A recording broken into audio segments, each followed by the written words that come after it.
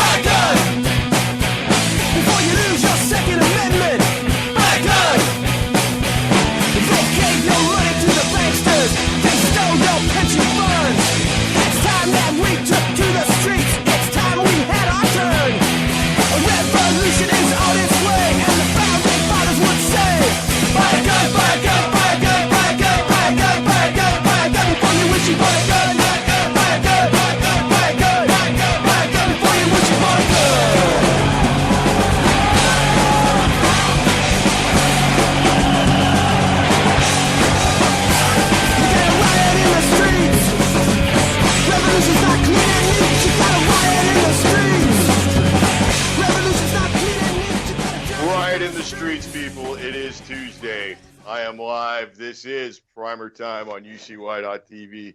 My name is Michael, and I am not going to be kidnapped by four useless home training. Everybody kind of on the fly tonight. Nick has come down with the flu, same exact thing as his kids got. So wish him the best. Kind of late start on no notice that he wasn't going to be here. So I wish him the best. He's been sick and down all day. Trying to get Chris from Voice of Revolution to join up here, but it's the middle of winter for Texas. We are just coming out of that recent cold spell that the entire United States has been in, but it's been seriously milder here. We got down to a low of 19, froze us all out. But very good for duck hunting. Unfortunately, like to give remembrance to the three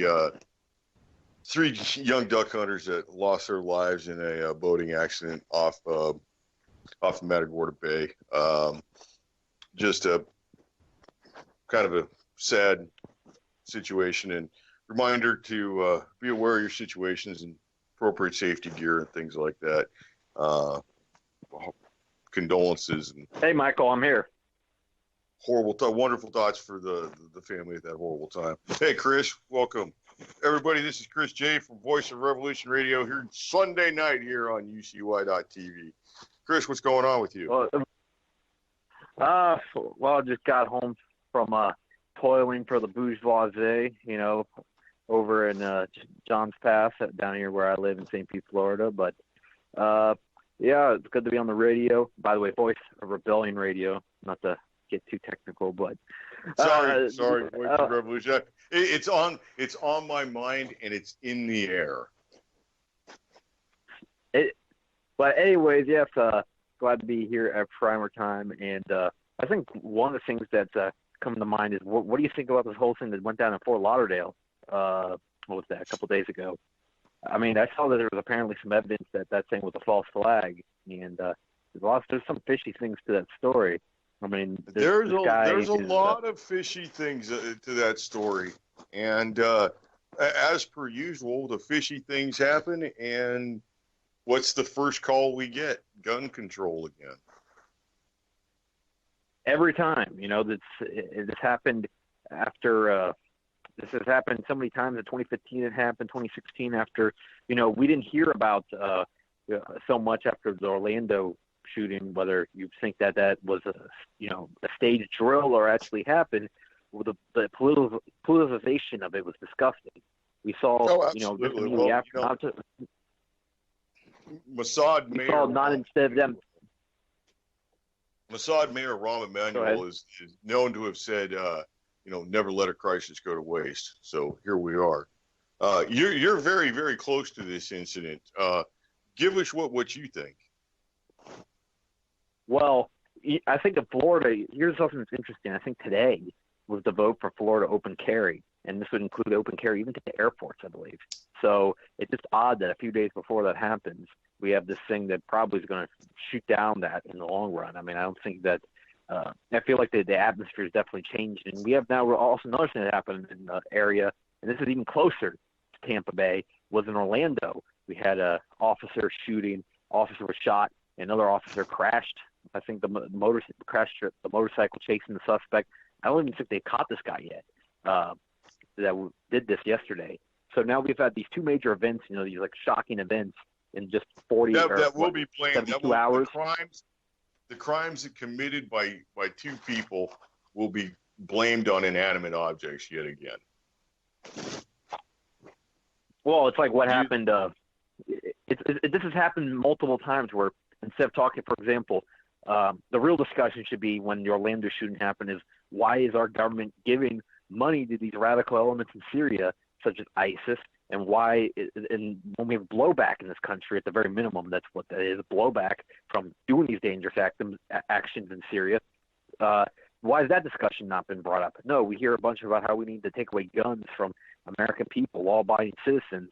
And another thing that, that was brought about heavily, it seemed like around the time, is I think it's equating. They kind of equated the gun owners with the same kind of, hateful people that, deplore gays or and stuff like that, make it seem like that gun owners are automatically hateful people.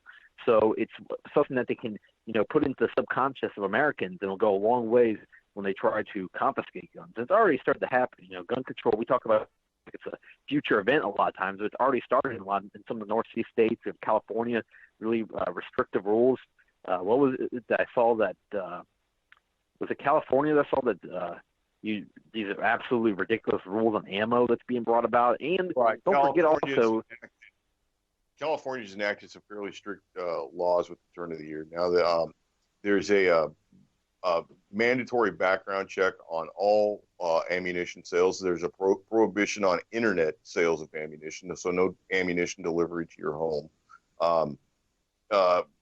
In addition to the fingerprint and background check on each ammunition sale, there are no more pistol grip rifles that take a detachable magazine in California. So the AR-15 is gone in California. Also, the magazine ban has been extended to where it was 10 rounds, yet you could they were basically grandfathered in with the condition that they don't leave your home. Now the magazines that are greater than 10 rounds have to be confiscated, surrendered, destroyed, shipped out of state, something like that, with proof given for people who've already said that they had these magazines. California's a mess, man. California is a insane. I've seen some of their gun rules, and people all the time talk about how great California is, that they say that, all this different stuff about, at least they got, legal pot or whatever. But then you don't got one of our Second Amendment is being trampled over there. It's being trampled all across the country. It's just a matter of time. Florida is one of the most lenient states in the country. So people here in Florida haven't quite seen yet the effects of real gun control. However, when it does happen, I think it's going to be happening sooner than later. I think that people think that is that crimes are committed by criminals. The gun control doesn't do anything to impact the criminal mindset or the criminal action. It only impacts the law abiding. Exactly. And you see countries, for example, let's look at Britain. Britain banned guns now. It's been almost 20 years since they banned guns. And they have the highest violent crime rate in Europe as of 2013. Right, you might not get still shot, hold that. But you're going to get stabbed. You're going to get beaten. There's going to be like 15 guys that break into your house. Home invasions are up in Britain. Bludgeonings. I mean, and look at another thing is that Sweden, on the flip side, they have the most guns in Europe, but yet they have the least violent crime in Europe. It's really a flip, and you see this is that actually in America, our violent crime rate has went down in recent years as gun ownership has went up. That's something that they don't like to talk about in the media, but it's true. And it's simple fact is that criminals are less likely to commit crime when they know they're going to get gunned down if they do it. So right. you see countries where they have more guns, they have less crime. The whole idea about creating a crime is to get something without actually doing the work. And if the work now of committing this crime to get whatever it is for free or through subterfuge or whatever you want to say, if now it takes the work of not getting shot, that crime, that opportunity drops dramatically. And I mean, it's common sense. But we're not dealing with people who deal in common sense. Well, so, I mean, let me ask you. You said that, there's some things, you use the term false flag. I'm going to use uncomfortable coincidences that seem to have correlation to other incidents. And the first thing I'd like to mention is that this episode at the airport in Fort Lauderdale, I guess it's the Hollywood airport outside of Fort Lauderdale. Fort Lauderdale airport, yeah. Okay. This guy, whatever his name was, ended up prior to the incident having contact with the FBI and used all the trigger words. He said the CIA, and he said he was hearing voices from ISIS, and they were making him become self-radicalized. They were forcing him to watch videos, the ISIS ghost voices in his head. So once again, we've got a perpetrator of a crime that's got previous FBI involvement. Now we can look at just most recently and right in your neck of the woods again, we can look at the Orlando shooting at the gay bar, and the shooter of that, I mean, aside from all the horrible other kind of inconsistencies and weird coincidences in the story, he was known to the FBI prior to the entire incident. So I don't know, man. To me, it stinks like hell.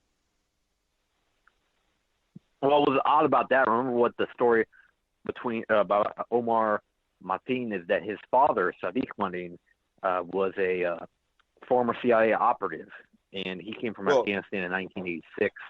And also, we saw him at a Hillary Clinton rally back in, I think he was in the Hillary Clinton rally in St. Pete, I think, here in St. Pete, Florida. And the funny thing is, he just wasn't in the crowd at a Hillary Clinton rally. He was seated directly behind Hillary Clinton on the side that the cameras view. So he was in, a good, however long her speech was, 8-9 minutes or whatever. And he was visible throughout the whole thing. And you don't sit behind Hillary Clinton in view of cameras like that without them knowing exactly who you are. It's not like he just snuck in there or something. No, even though they try to claim like Hillary Clinton didn't know about his presence being there, he was definitely, he actually claimed he was invited, which is probably true, because there's no way they would have been that close to the cameras, would have actually been able to, been his presence be known. He wasn't just somewhere in the crowd; he was just right there. And I think that Hillary Clinton, I don't know what was the point of that. It's kind of weird that they even did that. Well, and then let's not even hesitate to bring up another inconsistency and just weird thing about the Orlando deal is his wife ended up disappearing. She slipped out of FBI surveillance. Oops, she's gone. She put on sunglasses and a hat. Now we can't find her. Yeah, I don't really buy that. This has happened before. This again, it goes like with the Boston bombing story. If that's another fishy one, and it seems like they really have added up over the years. But come on, this guy was also under FBI surveillance before the Tsarnaevs, and if you look into the whole, of course, the actual footage and you see a lot of inconsistencies, and you start to realize that something was much different. Plus, the Tsarnaevs came from a part of they came from a part of Russia where there's a lot of, I think, CIA operatives, because the CIA has been trying to destabilize that part of Russia for many years Chechnya. It's a part of Russia that was annexed by Russia a few years ago, and a lot of like radical Islamic elements exist in that part of Russia where the CIA has tried to influence them to go against the Putin government or the existing Chechen government, which is pro-Putin, led by Kadyrov. But I think that the Tsarnaevs definitely, that story was so fishy, and it's weird. It even had a Florida connection too, like somebody was connected with the. Didn't the Tsarnaevs have like Uncle Ruslan, who came out and immediately denounced them and said that they were horrible boys, and then it comes out that Uncle Ruslan has like massive CIA ties beforehand with this as well. Uncle Ruslan was some sort of activist for exactly what you were speaking about. I don't remember that last part, but I remember Ruslan and I have talked about saying how these people, they didn't fit in anywhere. They were bad kids, going on about that. That's it wouldn't surprise me. Yeah, that's him. Yeah, he had CIA ties, and yeah, I mean, it's theater for the mind, and just like you brought up that interesting timing that these things always happen right before there's a critical vote on something, and I don't believe the hype. I mean, honestly, I don't want to call it fake news because I truly think that people died, but straight up, hey. How many Japanese did we wax with the 2 atom bombs? Well, here's the thing: is that people might have died, but it's not any kind of strangers to killing people. And remember, we're in the land of new language now, so it's not dead innocents; it's collateral damage. Well, 3,000 were killed in 9/11, and that was with their help and Mossad's help. So it's not like they were not going to kill people in a false flag. I think that, for example, what we saw in Paris, I think there was actually that many people did die, but ultimately it was Mossad and probably French intelligence were behind it. In fact, of course, they would not be past Mossad, it would not past the CIA. You have to realize this is a whole different type of people that work in these intelligence agencies. They don't really see killing, I don't think, in the same way a normal, non-psychopathic person sees killing. And they just see, like you say, collateral damage. They think, this is just what you've done to push the agenda. It's nice that you bring up, like the things that happen in Europe, because everybody focuses on, the evil gun crime that happens in the United States when you have equally as deadly things happening in Europe, places with far stricter gun control there in the United States. And when they can't obtain a firearm or they do not use a firearm for these intended purposes, they use something else. They'll use a truck.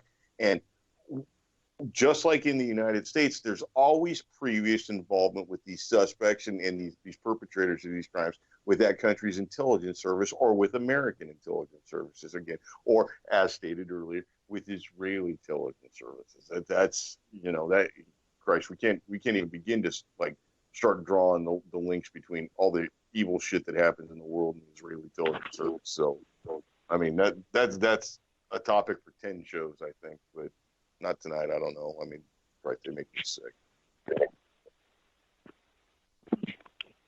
Well, I noticed, speaking of odd coincidences, let me hit this real quick. Speaking of odd coincidences and terror-related incidences and all that, we recently had in Jerusalem, there was somebody drove a truck into a bunch of Israeli army soldiers, and that's generated tons of outcry, and of course it's ISIS and it's terror-related. Number one, it was Israeli soldiers in the occupied territories. So that, to me, that's rebels fighting back at the occupying army. They didn't injure any innocents. You don't sign up for the army without knowing that there's some sort of risk involved. So that's just targeting the enemies at that point. That's not those are Israeli people. It wasn't. It's not terrorism. It's an ongoing war. So. We don't call. I mean, it would be like, okay, for example, that would be like we don't call every single time American soldiers get attacked in wherever, Afghanistan or Iraq, we don't call that terrorism because it's not terrorism. Terrorism is when you do it on innocent civilians. When you take out, the guy's just walking down inside the mall and he's just having a normal day, and all of a sudden a bomb goes off. But these is IDF, and what they're doing inside the occupied territories, and what the IDF. Say something here. I refuse to call them IDF because you're no longer a defense force when you shoot 5-year-old girls that have rocks or possibly a sharp bunny doll or something like that. When you shoot that little 5-year-old girl in the head, you're no longer a defense force. You're just an army, and an immoral army at that. The army of Satan. The ITF, the Israeli terrorist force. That's what they are. Okay. Yeah, exactly. But I find that this incident garnered so much coverage in the media, and then we can look at something that, once again, interesting timing. Just the night before, there was a breaking story about how an Israeli diplomat was caught on film in the UK plotting against different members of the UK government that happened to have Palestinian leanings, and saying that he had quite a large war chest, that he could make things happen and affect the public perception. And by the way, you're invited on an all expenses paid trip to Jerusalem for your assistance. And a lot of outrage in the European press and a lot of outrage in the British press, and no mention of it in the United States press. This truck incident, which is, it's an ongoing fact of war, that got a lot of play on American media. So, were you aware? Of course, they're going to every time that Israelis of any kind, and I say of any kind, that doesn't mean just innocent people who are walking in the mall, or just walking down the street. No, I'm saying even IDF. When any kind of Israelis are attacked, our media blows it way out of proportion, and they make it seem like that this is such a horrible act that's been committed. I mean, look at, for example, what happened in the 2014 Gaza war. You had these idiots. I don't call them idiots because at this point you're either an idiot or you're collaborating with them. It's like there's only two things you can be when you're supporting Israel. And when I saw the 2014, there was these people going online saying, "Pray for Israel. Israel's in so much trouble. There's so much horrible things happening." Okay, only 4 civilians were killed, which sucks. But let me put this in perspective. 4 civilians were killed, but they didn't say anything about Palestine. They lost 1,800 civilians. I think it was 1,800 or 1,600 civilians, 400 fighters, 1,600 civilians. And really the fighters are just civilians that picked up arms to fight against an occupying force, but they call them soldiers. The fighters are also what they call military-age males, and that would be somebody between the ages of about 14 and 65. So any male that dies is considered a fighter. Any male between the ages of 14 and 65. That's a soldier. Exactly. So when this happens, when any kind of conflict happens between Israel and Palestine, or I should say a genocide against Palestine, where some Israelis are harmed, they talk about, oh, look, these poor Israelis have been killed. Look, there's been, there's 50,000 civilian or soldiers killed in total by the Palestinians in 2014, 1,000 people, and there was like 8,000 injured and like 80,000 became homeless in just 1 month during the siege. But you had people online talking about it's like pray for Israel and all that. That doesn't even take into account like the loss of services and the barely there infrastructure that goes on for the people who aren't in the area that's directly getting targeted. I mean, life shuts down for them too. It's deplorable. The actions by Israel deplorable. And these are the real deplorables. That's the nicest word you could possibly use, and I'll have to agree that that's a fairly tame word, because I think it's far beyond. I think it's goddamn satanic, is what it is. I think it's pure fucking evil. And I mean, it is. I don't want to go off into slurs or anything, but I mean, shit. You really start taking a look at everything that comes across, and it at some point it always ends up involving Israel. And then the constant refrain is well, we need them. They're our only ally in the Middle East. The only democracy in the Middle East, and we have a sensitive relationship. And it's like, shit, sensitive relationship. Our relationship with Israel is we do what they say. We turn our heads when they do something horrific and horrible. We give them lots and lots and lots and lots of money. And what do we get out of this? Like, seriously, what do we get out of this? Well, as I said many times on my show, we get shit. And we get because, get worse than shit, dude. At least if we got shit, we could wash it off our hands, or if we were really crafty or something, make compost and grow lemons or some shit like that. But no, we get worse than shit. We get the hatred of a third of the goddamn planet. I mean, how many Muslims are there? There's 2.4 billion Muslims if you include like the Malaysians and the Muslims in Asia and well, yeah, they make up like 25% of the world. That's a fucking deal right there. $38 billion so we can be hated and bombed at home. Fuck yeah, sign me up for that shit. Yeah, well, of course we're not just the Muslims. I mean, a lot of Latin America. When it comes to the people of the world, I'd say a lot of countries really don't like what is supported with their tax dollars. And I mean, you have Africa, really just the only countries where people actually are pro-Israel, and it's really a handful. That's the difference in maybe their governments might be pro-Israel, but I think the public perception of Israel, especially in recent years, the countries went way down in the third world. Well, look at in Africa, the countries that do truly support Israel are places where Israel is trying to like fuck around. Like look at the nation of South Sudan. South Sudan was part of the nation of Sudan. American and Israeli advisors went in there and said, you will cut this nation in half or we will find bin Laden in your backyard and send you back to the fucking Stone Age, which is almost like 3 weeks back. They cut it back. Israel got real tight with the pro-Zionist government in South Sudan, and both Sudan and South Sudan are now a goddamn war. Yeah, they were able to split that country in half. And by the way, the Israelis do not take any of the Sudanese or the South Sudanese Hebrews. They do not take them as refugees. The right of return does not extend to them because they may be chosen, but they're African. They are chosen to be the wrong color. And, 5,000 years ago, God said no Negroes in Israel, I guess. That's what they're telling you.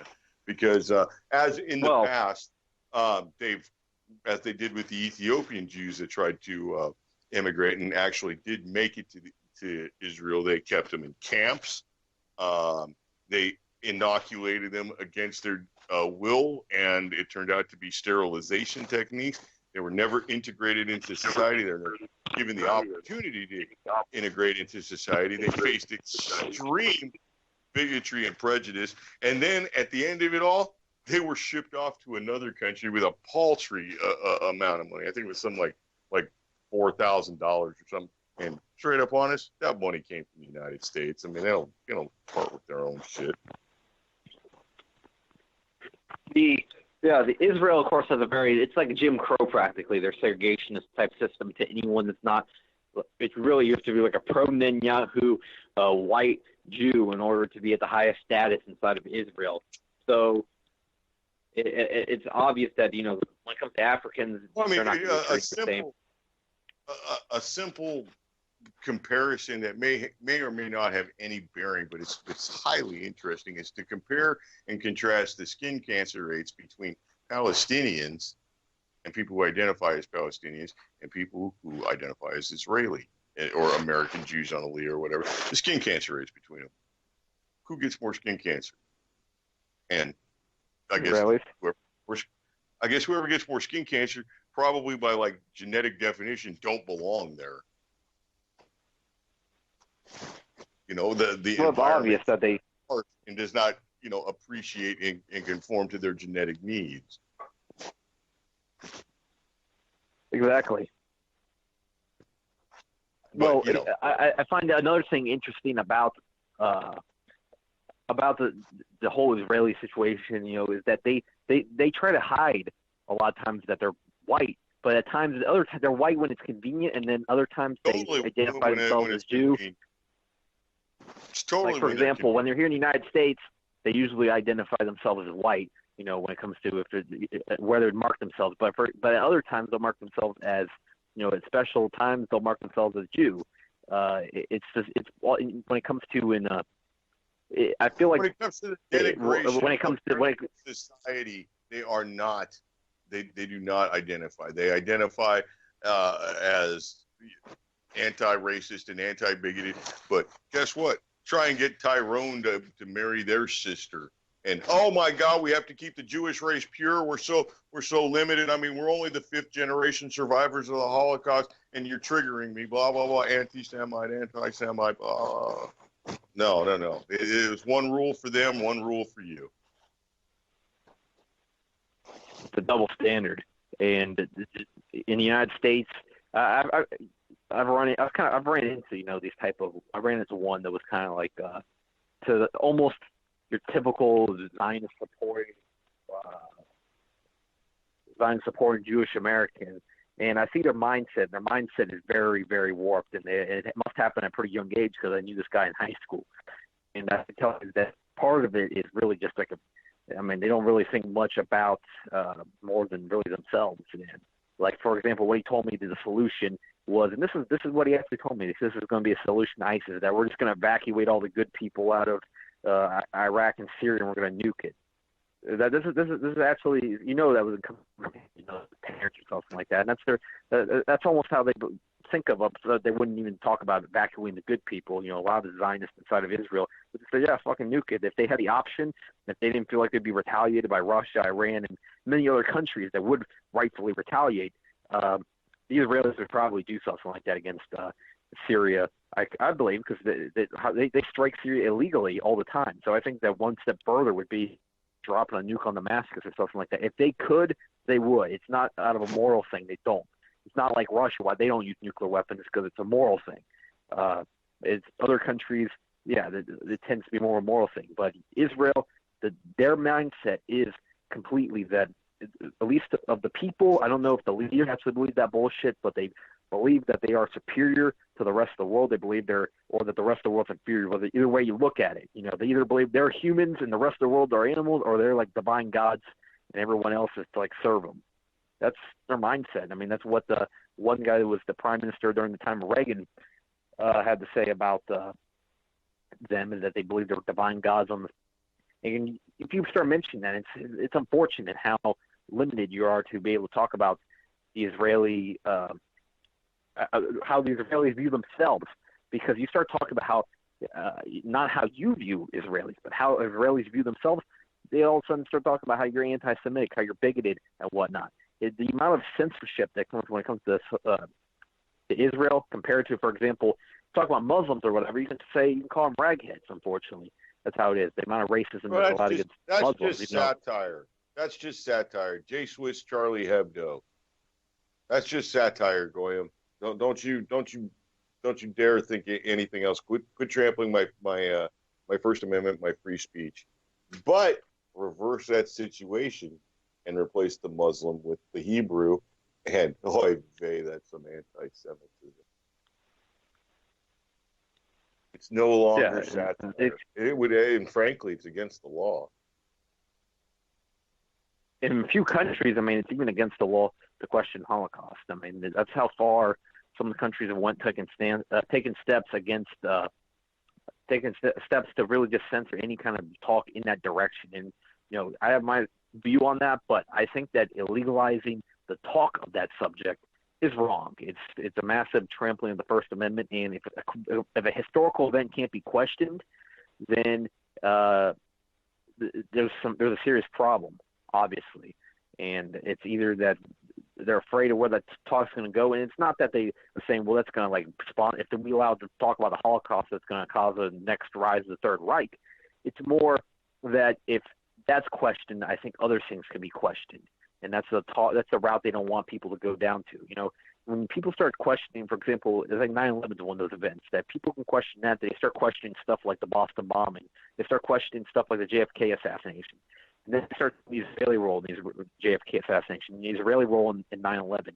They start seeing Israeli role in false flags all around the world. Not just in the United States, and not even just in the Western world, but even third world countries. There's been Mossad fingerprints in. They start to see even the one of the major things that you can question. It's one of those things that really unravel the whole myth that the Zionists put out, is that they must exist because the Nazis killed so many Jews, but then you start realizing that the people that sponsored. Wait a minute. We've got a problem in the stories here. I thought that Israel must exist because they because God gave them the land 5,000 years ago. And that's another thing they used to justify their existence. But if you start, the Israelis. God gave a bunch of land in the middle of the desert to a bunch of people from Poland, Russia, Germany, and Hungary. That is awesome. That's like the Lord is not only a real estate agent, but he's also like got a timeshare on a vacation condo for you. That is badass. That's see, when you put it in those terms, you can't even see. You already crossed the line. You can't mention that a lot of the Israelis are from Poland, or how even Netanyahu, his real name is Milowski. Netanyahu is Right. practically, that's a given name. So a lot of them have. Yeah. That's like Gene Simmons. Yeah. So you can't even mention that. You can't mention how a lot of them are from Russia. And also, here's another thing. You start questioning that. People start questioning. It's like, wait a minute. If a lot of them were in Russia, and a lot of them were in Russia around 1917. Wait a minute. It doesn't add up here. And also, there's a lot in that for the government. Oh, the Bolsheviks might have been, oh, wait, kind of like the same people that are in charge of Israel now. No wonder they fucking killed so many Russians during that time. Oh, wait, I've already crossed the line. This show's already now been canceled because I said that. You have you have spoken some truth, and truth has been known to trigger feelings, according to many experts. And yeah, we're not allowed to trigger, I guess, anymore. But this is primer time, so triggering is our specialty. I see what you did there. Like that was pretty slick. Let's hit the 4 rules of gun safety while we're in the middle of this thing, so I don't forget at the end. First rule of firearm safety is every firearm is loaded until you visually and physically inspect and ensure that it is not loaded. Rule number 2 is keep the muzzle pointed in a safe direction. Do not point the weapon at anything you do not wish to destroy. Rule number 3 is know what's your target. Know what's beyond your target at all times. And Chris, please give us the 4th rule. Oh shit! You were asking. I kind of zoned out there for a second. Okay. Well, don't put your booger hook on the bang switch. That's it. Keep the booger hook off the bang switch till you're ready to discharge the weapon in the safe direction, according with the rules previously stated. Thank you very much, the management. So yeah, man, I'm telling you, this thing in Orlando, the thing in Fort Lauderdale, we're being lied to, and I really think it's to keep our eyes up and plans here at home and certain things going on here at home. And well, honestly, there's a bit of an age difference between you and I, and so I've seen a little more of the American political system and the effects on it here at home. And I'm not exactly like advanced elderly, but I'm getting to where like I crack when I walk sometimes. And I got gray hair. So in my time as an American here, which is all my life, I can't really remember any kind of announcement from a presidential figure that says that we are getting these jobs that are not actually jobs created by the government. Like, we're hiring 10,000 census takers, or, we've expanded the cash for clunkers program or some bullshit like that. This is the first time that I can recall that there's been any kind of news, through the president that, company A, that's actually like a well-known company that's currently in the process of actually making products right now, is actually bringing jobs to the United States. Now, numbers be what they may, and it may be they're switching one product for another product, and it might be fancy numbers, but the fact remains that the promise of jobs is coming home, where the promise of jobs that were being made before was coming from the taxpayers, where this is coming from private industry. What do you think about that, man? Like, seriously, it blows my mind. This is the first time I can remember hearing jobs coming to the United States. I think it's just going to be temporary. I mean, I don't see this going to a realistic change in how the offshoring's been happening. It might be for, I know that he got like 800 jobs back from Carrier, And there's apparently some jobs that have actually came back to the United States, and this is Well, actually kind of he bizarre, got the right? carrier jobs, and I mean, I'm not trying to blow Donald Trump's horn by any means. I got my own personal opinions of him, and good luck to him. I hope he does well because, damn it, if he does well, the country does well. But it's the carrier jobs. He's cut a deal with Ford. He put Toyota on notice. MCI or not MCI, Sprint said that they're opening up something. Some company associated with Sprint said they're opening up something. I mean, these are all 1,500, 2,000 jobs that they said. And then I just saw that he had a meeting with Jack Ma, who is, I think Jack Ma is the richest man in the world, richest businessman in the world. He's the owner of Alibaba, which is like the Chinese Amazon, but like 100 times bigger. And he just made some kind of deal where he said he's opening up Alibaba centers in the United States, and he's looking to employ 1 million people. I've never heard somebody saying we're getting 1 million jobs. I mean, yeah, Obama said we were getting it through like, green energy initiatives or whatever, but that was the regular hand job for, his special buddies and stuff. But yeah, I'm kind of in shock over this. But you have to realize that Trump's is one of them in the long run. So I don't see that, any significant changes happening on Trump, and I thought, You're breaking up. such a of this. You're breaking up, Chris. You're breaking up. Losing you. Can you hear me there? now? I don't know. I can hear you now. Hello? Thank you for closer to the window. Yes, you're here. Okay, well, here's what I have to say. That Trump, I don't see his agenda being much. His agenda is the same as any of the other last presidents. I don't see that this man is still a man that's ultimately in bed with Israel. So that's one of the best things that can be done for our country. Right, he's got the 16-point not going to plan. happen. He's got a 16-point plan of how he's going to deal with Israel, which basically, as my good friend Frog Solo in chat said, it's all about Israel and Israel getting lunch, and who pays for that lunch, and it's you. And the consequences of not paying for that lunch or expressing a belief that you should not pay for that lunch, the consequences come back on you. And that's all part of that 16-point plan with Israel. So it was make America great again, not make Israel great again. I hope people realize that at some point.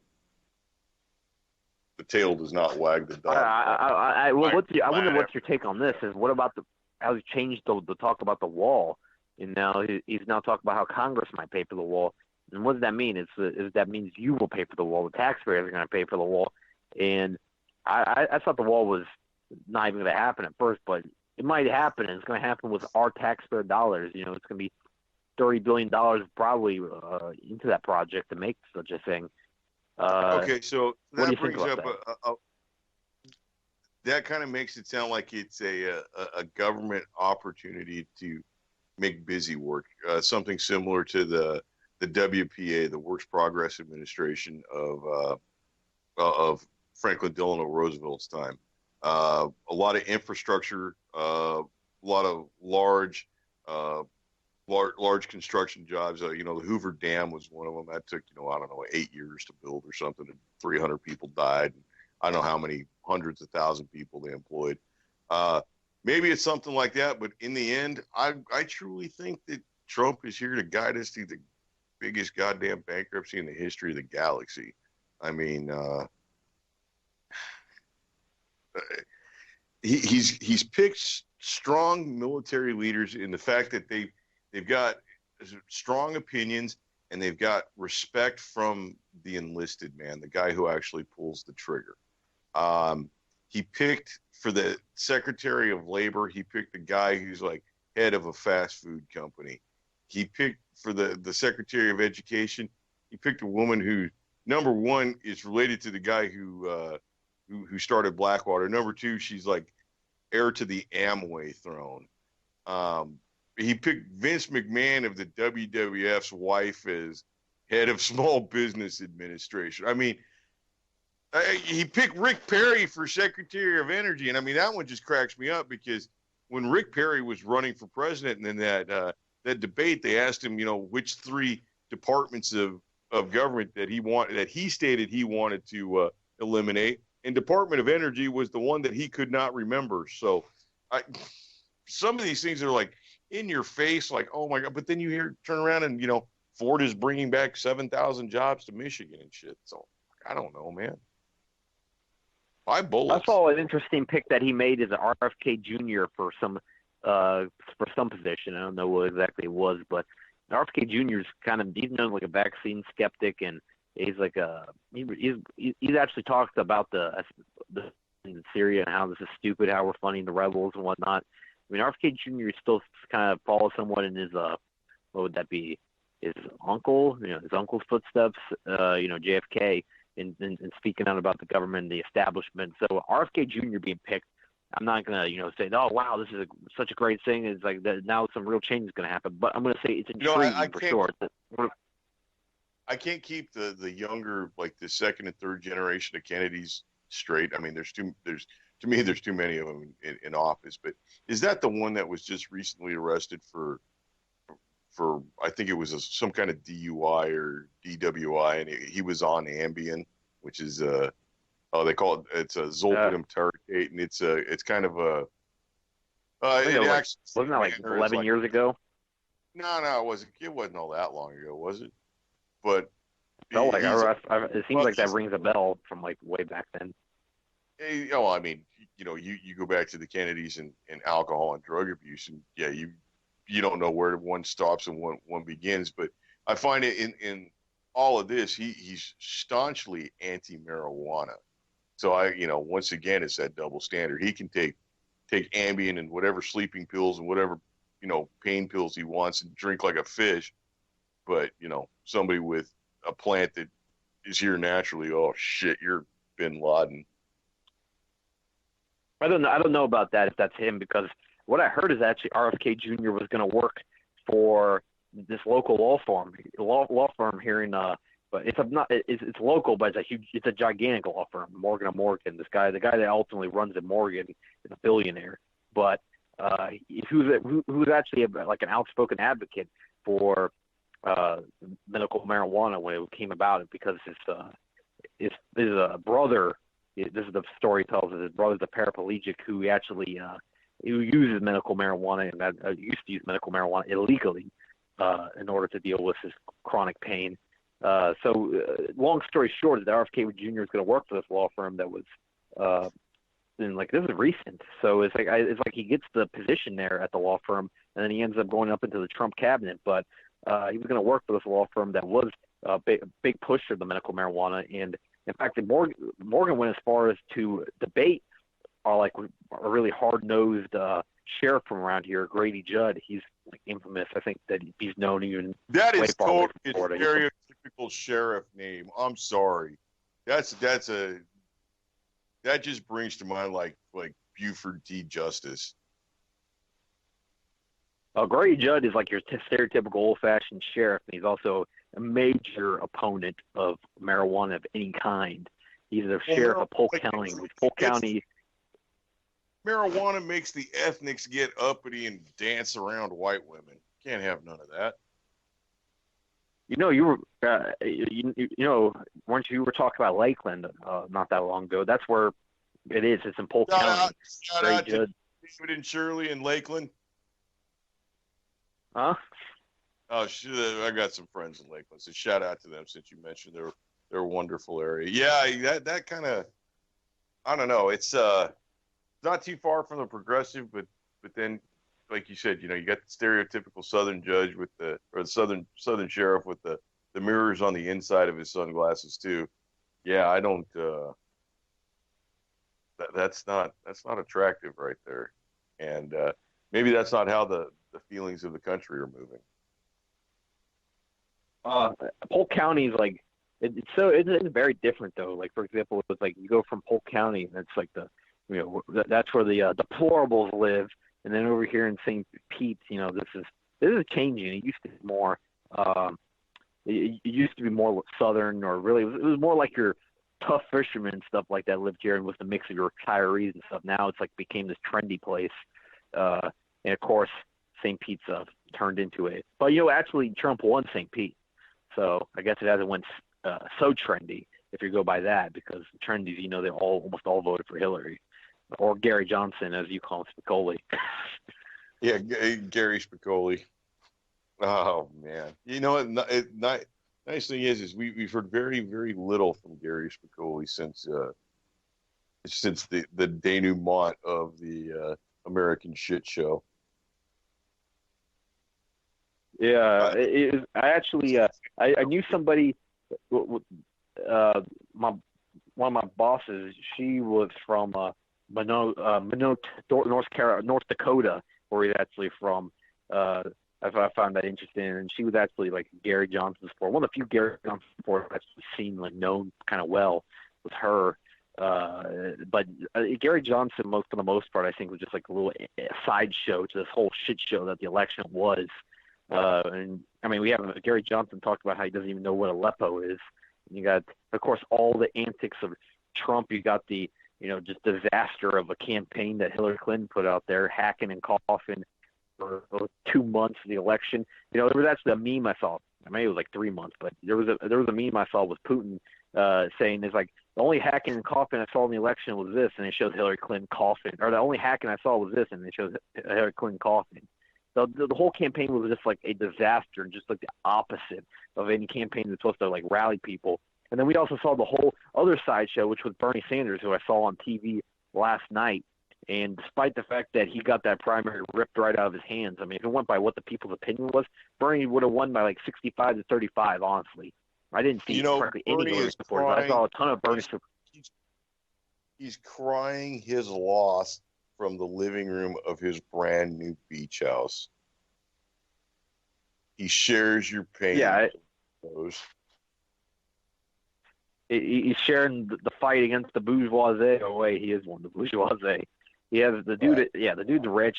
The dude's got an Audi. The dude's obviously got some more money after he decided to just give up the thing that he's this person that he said was so corrupt for so many months, and talked about how she was a puppet of Wall Street. And then in just a few days, it seems like he totally flips his opinion on Hillary. All of a sudden, oh yeah, you should all vote for Hillary. I'm going to campaign for Hillary. I mean, if you actually saw like some of the debates, it was actually kind of entertaining. Like Bernie actually, threw some fire at Hillary, earlier on in March or whatever. I don't know if he actually thought for a second that maybe the powers that be might give him a chance or something. The fire went away when he said, "I'm tired of hearing about your damn emails." What the hell was that? Seriously, well, there's obviously red flags. There was red flags about the whole Bernie campaign. That's why I never supported it from the beginning. I didn't support any of them. Really, the only one I even remotely supported, and I said, yeah. Before people say, "Well, wait a minute, you did support. You supported Jill Stein." Well, yeah, I only just to make a pick of somebody. Obviously, now I look at Jill Stein, and even a lot of the Green Party's mad at her right now because of her whole pandering to Hillary Clinton and asking for the recount stuff. A lot of the Green Party is just like, what the fuck are you doing, wasting people's money on the stupid recount that means absolutely nothing? Obviously, remember, there's no refunds.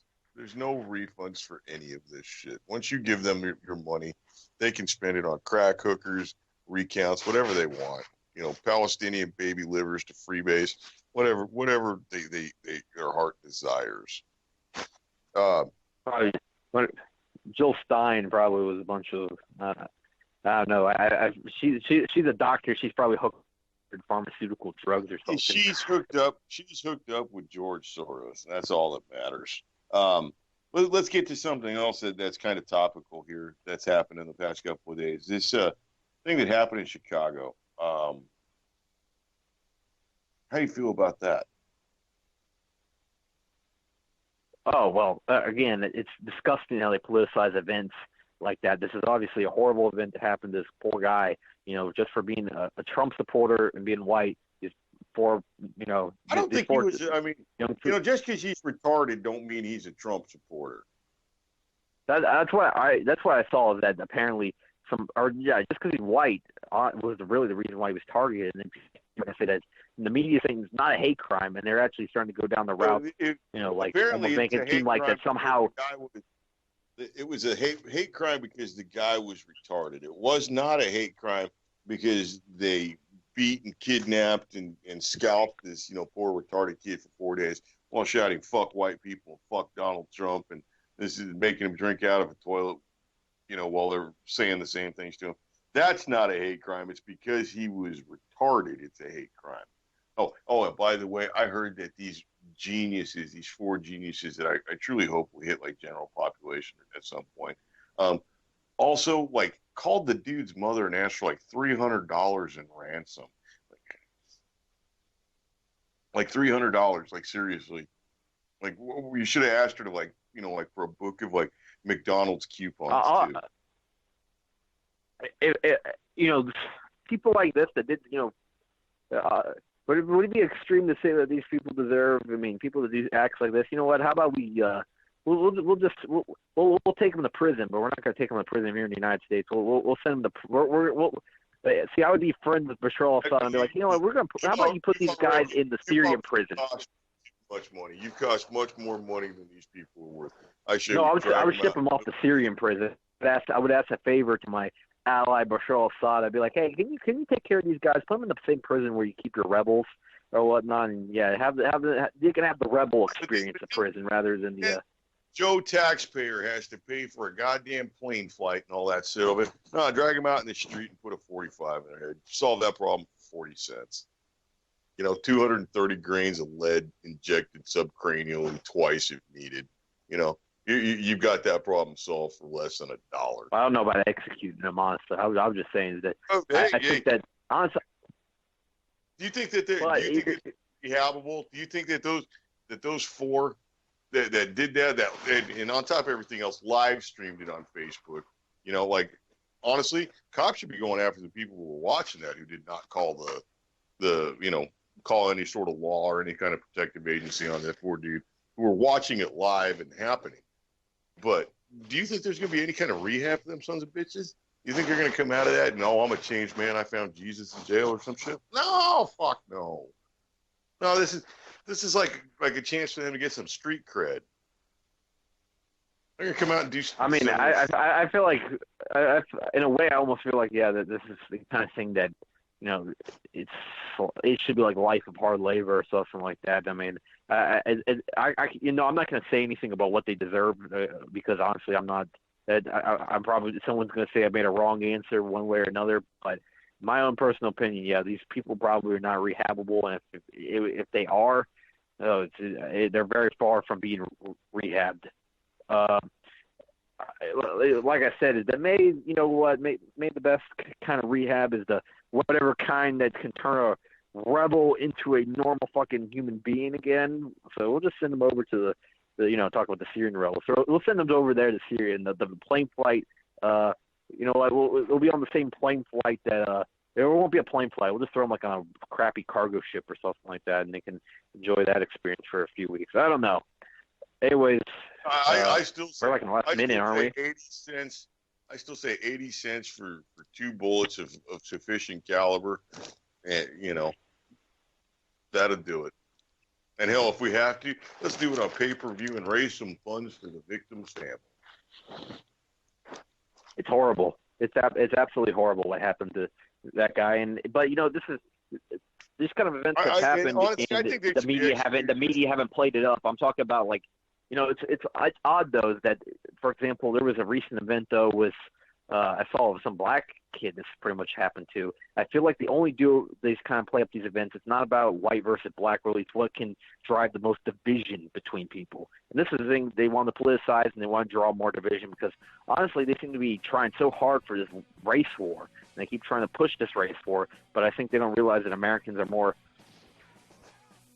Oh, there's the bumper. Is that it? Chris Pump. Oh, yes. Everyone, Voice of Rebellion Radio on Sunday. What time on Sunday? Well, anyways, everybody, thanks a lot. UC White on TV.